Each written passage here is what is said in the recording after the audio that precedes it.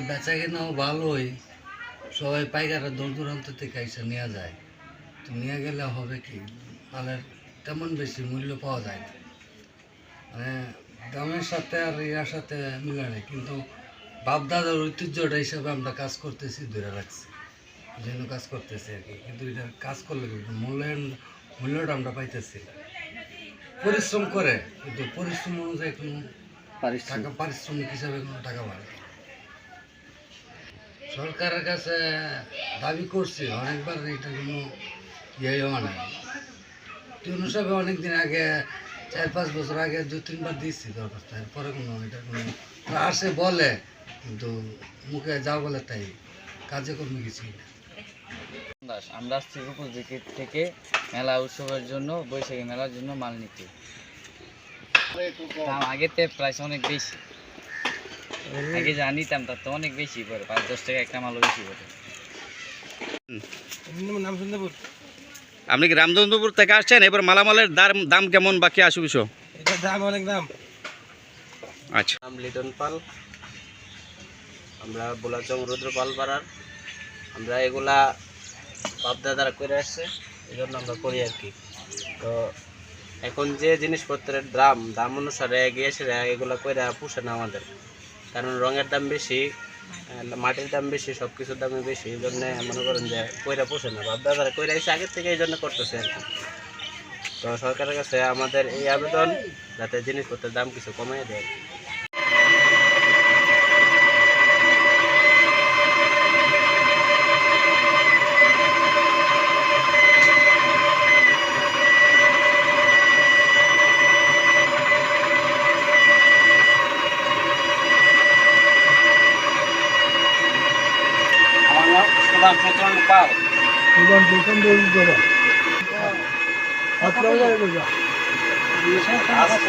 এখন আমাদের মালটা যেন করতে গেছে, আমরা সুবিধা মতো জিনিসপত্রের দাম কম দামে বেচতে পারি, আর কম দামে ব্যবহার করতে পারি।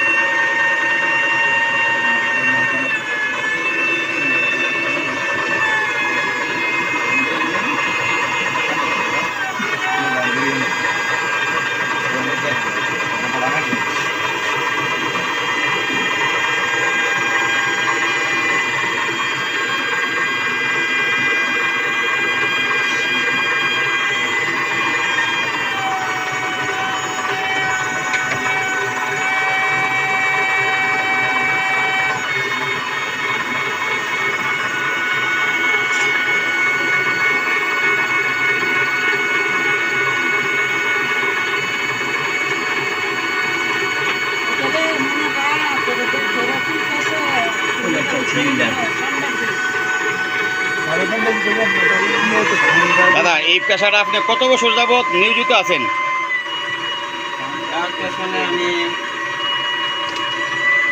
45 থেকে 45 বছর দিন এই কাজে আছি। আমার 45 বা 50 হইব, কারণ এলো আমার বয়সটা 65 চলছে।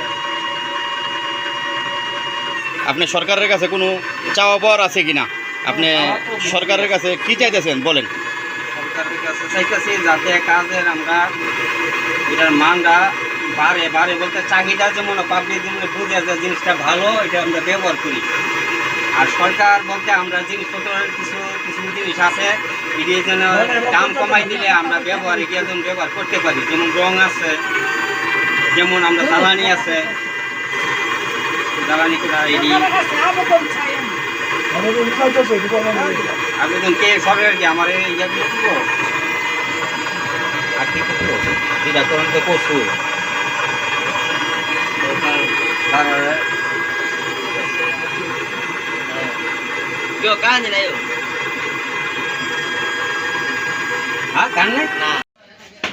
এই ছোট্ট গ্লাসটার মধ্যে যদি দই কিনা, মাটির গ্লাসটার মধ্যে যদি দই কিনা, সেটা এটা আপনার মানুষের ব্যবহার করে, তাহলে মানুষের উপকার।